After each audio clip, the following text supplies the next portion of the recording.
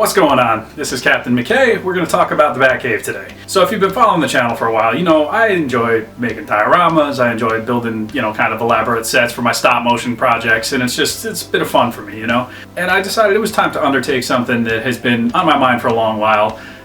Some things that I've actually done a long time ago to varying degrees of success. I wanted to incorporate it all into one big project. That project, of course, is the Batcave. You read the title of the video. You know what this is. You saw the thumbnail. So I wanted to start by saying that I've taken a lot of inspiration from a lot of other diorama creators that I've seen either on YouTube or Facebook or what have you, Instagram, everywhere. There's a lot of creative people who've done their take on the Batcave, and wherever I've picked up influences in the video, I will try to say that just to give them, the credit, and if you want to go see what they've done, please, by all means. This is meant to be my interpretation of the Batcave, so this is not going to be like a be-all, end-all version. I've left things out and I've made things a certain way just for my purposes. You could take or leave any of the stuff you find in this video, but by all means, feel free to check it out and take whatever ideas you want and apply it to your own. I think that's great. So I've documented most of this process, and you'll see a lot of that footage as we go through the video here, along with, maybe a little background, a little education about the Batcave. What do you say? Hey, let's get it moving. Let's go.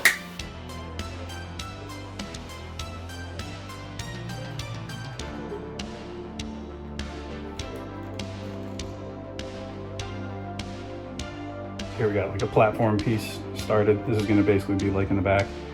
And you can see I got the hot wire cutter out, started kind of carving just little, just imperfections in the stone into it. And then I glued little pieces of the, just leftover scrap foam on the edge for stone, texturing and that kind of stuff. I am going to start dabbing lightweight wall spackle on this to give it a little bit of texture, and then it'll be time for paint. Something else I've tried to use as far as texture goes is these styrofoam sheets, which I don't really use for anything. So I just was oh, I need something cheap and lightweight, and just to basically create some shapes, And I didn't want to use the insulation foam that I use for everything else because that would get really expensive. So, you can get probably 8 or 10 of these sheets in a pack for $11, and that's what I've been using, and it's been working out okay. I wouldn't recommend building a diorama out of this stuff because it's just not strong enough, but honestly, if you're just kind of supplementing a build with it, I think it'll work. So here's the platform piece after I've done a layer of black paint and then a black wash. Now I did kind of dab on the lightweight wall spackle on it, so that's what all that texturing is, and some of the white from that dry spackle is showing through. So the black wash didn't exactly get all the coverage I need, but honestly, if it's white, it doesn't really bother me because that just looks like imperfections in the stone and, the various rock textures and stuff. There are a few little spots you can see here, on the corner where, the black paint didn't set the way I wanted it to, if that'll focus. But there's little spots here and there where I could probably do another layer of black wash. But basically, what I'm gonna do with this after, I'm satisfied with, the total, blackout, black wash, paint, all that kind of stuff. I'm going to do a dry brush layer of a dark gray color, and then a thinner dry brush layer around the edges and some of the rougher parts of a lighter gray color. So that way it ends up matching the, the cave wall parts I've already done and the stairs and everything else. And speaking of the cave wall, here's one piece that I've kind of started to build. I mentioned that I don't really like using this styrofoam, but it's very lightweight, and once you glue a few pieces together, you can probably see the layers kind of hidden in there. You can make a big, thick chunk of it that you can run through a hot wire cutter and just kind of carve into rock shapes. And it does end up looking pretty good once you got the texturing on it and the paint and all that kind of stuff. So I'm not mad at this. It is still lightweight, and it will still be, as you'll see by the magnets and stuff, it'll still be collapsible when it's done. These little markings here are just kind of where the staircase is going to go. I wanted it to have a little bit of something to kind of blend it with the wall a little bit more, so hopefully that looks good. I want to do something more on this side because this will be, where the staircase comes in, leading down into the cave, and then there'll be another piece like this beside it where that platform I just showed will be laying, kind of in front of that, and that's where I'll probably have the computer and all that kind of stuff.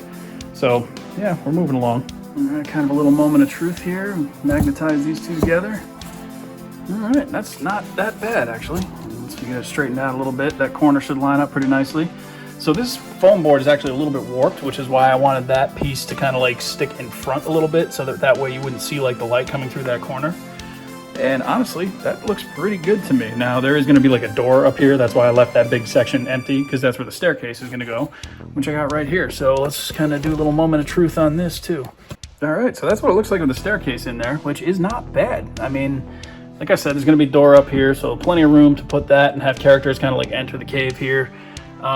These rocks on the side, I might have to like, you know, fill in a little bit more here just because it kind of, it might just be the way it's kind of sitting on this floor too. It's a little uneven, so we'll revisit that and see if I need to do anything with it. But yeah, overall, this is how it's going to look. So that's kind of the color it's going to look like when it's all done. I don't know if I'm going to like do like a really dry, like, I don't know, like a dark brown or something on some of these rocks. I think would look cool, but I don't know if I want the whole cave to be brown. Maybe I'll just do like the rocks and see how that looks. I don't know. I don't know what I'm doing. We're just winging this. So when you're building the details for a cave like this, for me, I think back to what I had as a kid, which would have been the Kenner Toy Biz era Batman, you know, action figures based on the movies, the 1989 through 1997 movies, and the animated series in there obviously as well, big part of it all. So what I wanted to do was incorporate little Easter eggs from those childhood sets into my current Batcave. What does that mean? Well, it means that you might see some things on the Bat computer that you would have had on the Kenner / Toy Biz Bat computer.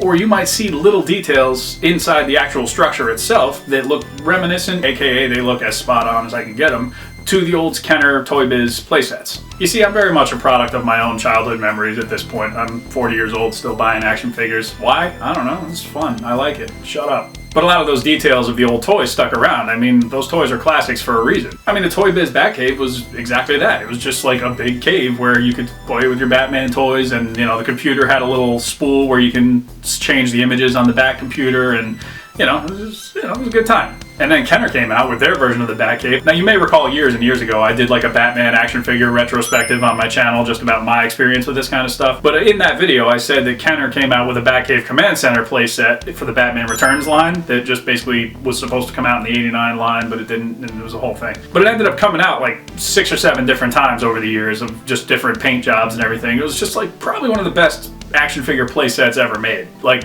it was so good that they released it that many times, and everybody ate it up every single time. So when you think of longevity and stuff like that, you want to incorporate some of that into your own work, or at least I do. So that's what I ended up doing with some of the details and some of the little things that kind of make me think back, and anybody who knows what they're looking at is going to be like, I know where you got that. You got that from that Kenner set. That's what that looks like. Nice work. Maybe you think it's nice. Maybe you think it sucks. I don't know. Leave a comment. Tell me it sucks. Let's move on. So I definitely had a specific kind of image in my head for the computer. I wanted it to be reminiscent of the '89 movie, kind of keeping it relatively small compared to some of the huge Bat computers you'd see on the animated series or in the comics. I started by making monitors, basically cutting out open spaces in between 2 thin panels of foam. That way it'd be hollow and it would allow me to run the lights in the monitors and get a really cool effect. I saw Euler's workshop use metal tape inside his computer monitors, which helped distribute that light a little more evenly inside. Then I stuck a string of lights through the backs of the monitors so they'd all be controlled by the same light switch. I also put clear plastic on the screen just to make it a little bit more authentic. Once I picked some images out, I printed them to size and glued them to the inside of the monitors. Alright, moment of truth. That's really not bad. In person, it's like dispersing the light pretty evenly. I dig it. So we got the desk kind of taking shape there. I got a few pieces that I'm going to end up putting on there. Got to finish painting them up. I think that'll look nice, and that'll kind of wrap that up. There's computer monitors themselves there, as I showed earlier. So here's kind of the completed computer desk. I got those front pieces there added in beneath the monitors, so you got a little something extra to look at, so it's not just wide open. That is a clip from one of those small storage containers that I've been using for like a million years as like computer keyboards. It's, you know, passable, decent enough. So I like this computer setup. So part of what these little like added pieces are in the front is to disguise the fact that the battery compartment is back here. So behind it, this thing is ugly, by the way, because I had to tape down all those wires just so they're not jutting out, and it's kind of a mess. I don't mind some of the wires showing because obviously it's like computer like wiring and circuitry and all that kind of stuff, but you know, nobody's gonna see this, thankfully. And then yeah, under here, this is just kind of laid in there on the table. It's not glued or anything. That way I'll be able to like swap it out and get the batteries changed if I need to. But you can reach the switch, which is important. And then, you know, you won't really see the battery compartment if you're looking at it from front. So yeah, I actually really like how this came together. And if I get like a chair for him, he can obviously sit at the desk and, you know, do what he's got to do there. So here's what we got going on now. We got the vault that I have to finish the door. So this is going to be kind of how that looks. And I don't hate this. I think this is pretty good. I got to figure out a way to attach it on some kind of a hinge or something so I can, you know, just make it so that it opens and closes. But right now, that's how we're looking. I want to paint it all evenly and everything. Obviously, like, this is unpainted, but so far, I dig it. So the problem I'm finding with this vault door is that it's actually heavier than the entire rest of the vault. So it leans forward, and particularly if the door is open, the thing just collapses. So I've got, this is ridiculous, but I've got pennies in a plastic bag because pennies are useless. I am going to use them to kind of counterweight the whole thing and see how this works. If you want to call this an Easter egg to like the giant penny in the Batcave, well, I've hidden several oversized pennies in the Batcave if we're scaling these to the figures. So, I mean, let's see what this looks like. All right, it works. It's kind of ridiculous that I've decided that the most useless thing I have in the apartment that's going to weigh this down is actual US currency, but I mean, listen, I'm not going to argue with progress. So with a project like the Batcave, you're going to end up deciding which parts of Batman's long history am I going to include in this Batcave, right? Because when you cut right down to it, the Batcave has been around basically almost as long as Batman himself. The first instance of the Batcave actually appearing in any kind of Batman media was in the 1943 serial. And it wasn't actually called the Batcave, it was called the Bat's Cave, and it was literally just that. Like, Batman had like a desk inside of a cave for some reason. Like, I think he did a little bit of like detective work in there from time to time.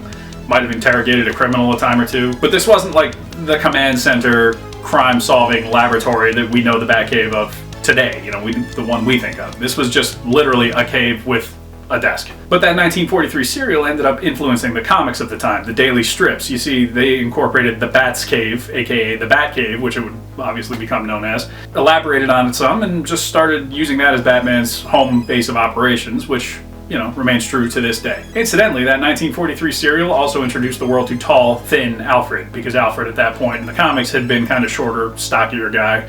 And, you know, for the most part, Alfred's remained tall and thin through most of Batman's media ever since. So yeah, a couple things stuck around from that 1943 serial. Thankfully, racist wartime Batman did not. Call up these rabbits, you Yeah, early 1940s Batman just had no use for Japanese bad guys. But I digress. Let's continue with the cave. So here we go. This is the Batcave all fully assembled, as I've basically completed it for my purposes here. You'll see that it's about 4 feet wide. I think it's 20 inches tall, if I'm not mistaken, and it's about 2 feet deep. Right now there's no like floor, like I could go back and make like a floor diorama piece, but for now this is just like poster board. But yeah, this is how we're looking. Gigantic. Among the largest dioramas I believe I've ever built. There are a few exceptions, but I think this is certainly, it's up there. So a couple of things I wanted to showcase a little bit more in detail. That is the doorway that leads to the stairs. Now, old school collectors might recognize that. That is based on the Kenner Batman Returns Batcave Command Center door. The one that like led from the interior of the mansion to get to the actual Batcave itself. Now that one was kind of like built into the garage door, which I got the garage door kind of on the opposite side of this, but you know, we'll get there. But I've always just kind of liked that design of the toy, and I was like, you know, I need a door to get into the Batcave. What's it going to look like? And then I immediately just went back as a little homage to the Kenner playset and decided that's kind of how we got to do this, isn't it? I tried to match the color and the pattern and everything. So I'm very happy with how that looks. I like the contrast of kind of the bronze color against the stone wall. So I matched the color over here to this door as well. This is basically just like a few scrap pieces that I put together and just wanted to make something a little bit, you know, so that platform led somewhere. But color-wise, again, I like how the contrast looks and I like the detail work. It's a little different looking. It's not really based on anything specific. It's just, you know, it's something I put together because I thought it looked nice. And as I mentioned, the garage door is on this side, and you know, basically that's just corrugated cardboard and a strip of foam glued to the piece of foam that I cut out of here. So that is removable if you want to like have this look like an even larger set. You can remove that door and, you know, put more cave walls behind it and just make it look even bigger. Another thing that I did build was this little staircase. Let's get that focused up. So again, I painted it to kind of match the color of the doorway that I showed just a moment ago. So yeah, this is mostly just scraps of wood all cut and put together with scraps of that plastic mesh that I use for a lot of like, you know, just this kind of detail work. And I just wanted to have something that led up to the platform there.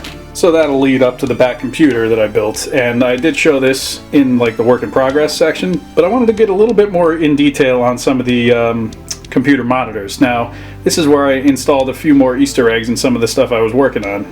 So down here on this monitor, you kind of just have a picture of like the Burton Gotham, the '89 movie, like soundstage. I do like how that looks on there. It's just kind of like a surveillance camera. Over here, you got some blueprints from Batman Begins for the Tumbler. So yeah, maybe he's thinking about upgrading the Batmobile or something. And then on the top, we got a few more old school vintage toy throwbacks. So that Joker picture was one of the photos that you could scroll through on the '89 Toy Biz Batcave. And that's always the one that I had displayed on my Toy Biz Batcave. I just always liked that image. And then the Oswald Cobblepot for Mayor is famously one of the stickers that you had on the Bat computer in the Batman Returns command center. So yeah, just a few little Easter eggs, a few little nods to Batcaves of the past, and I like how this computer came together. Looks really cool in my opinion. And that's just like a wrestling chair in front of the desk there, so you could switch that out with basically whatever you want. And this is how the vault looks when it's all put together. So it's basically freestanding now that I was able to weigh it down a little bit. And you know, as I mentioned before, the door does open. There is a light on the top that you can see. I may have to do something to cover that up just so it looks a little bit more smooth.